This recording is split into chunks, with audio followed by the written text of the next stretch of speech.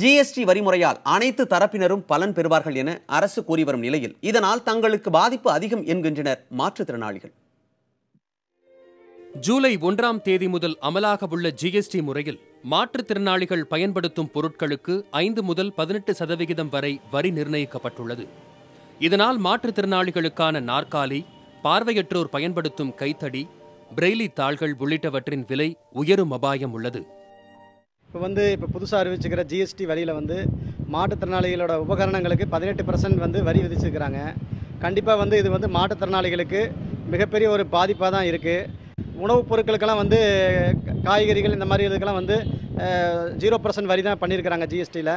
அது மாதிரி அத்தியாவசிய பொருளாக மாற்றுத்திறனாளிகளுக்கு ரொம்ப அத்தியாவசிய பொருளாக எங்களோட உபகரணங்கள் சைக்கை கால்களும் கேலிப்பரும் வீல் சேர் இந்த மாதிரியான உபகரணங்கள்லாம் வாங்கும்போது இதற்கு 0% வரி அடிப்படையில் இதை ஜிஎஸ்டியில் மாற்றி அமைக்கணும்.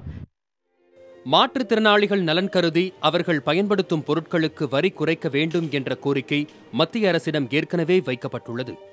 தங்கள் கோரிக்கை நிறைவேறாவிட்டால் போராட்டம் நடத்த வேண்டிய நிலைக்கு தள்ளப்படுவோம் என்றும் கூறுகின்றனர் மாற்றுத்திறனாளிகள். இன்றைக்கி பார்வை மாற்றுத்திறனாளிகள் பார்த்தீங்க அப்படின்னா இந்த மாதிரி மொபைல் ஸ்டிக்கை யூஸ் பண்ணி தான் அவங்க போயிட்டுருக்காங்க. இந்த ஸ்டிக்கு பார்த்தீங்கன்னா இன்றைக்கி 150 ரூபா வருது. இன்றைக்கி இது ஒரு டேக்ஸ் போட்டால் இன்றைக்கி 0% தான் கொடுத்துட்ருக்காங்க, டேக்ஸ் கிடையாது. இன்றைக்கி டேக்ஸ் போட்டாங்கன்னா எந்த அளவுக்கு அதிகமாகுன்னு பாருங்கள். மாற்றுத்திறனாளிகள் வாழ்க்கை என்பது போராட்டங்கள் நிறைந்தது. இந்நிலையில் அவர்களுக்கு ஜிஎஸ்டி என்ற பெயரில் சுமை ஏற்றப்பட்டிருப்பது நிச்சயம் வேதனை தரும் விஷயமாகவே பார்க்க வேண்டியுள்ளது. இதை அரசு கருத்தில் கொள்ளும் என நம்பலாம். புதிய தலைமுறைக்காக கோவையில் இருந்து சுரேஷ்குமார்.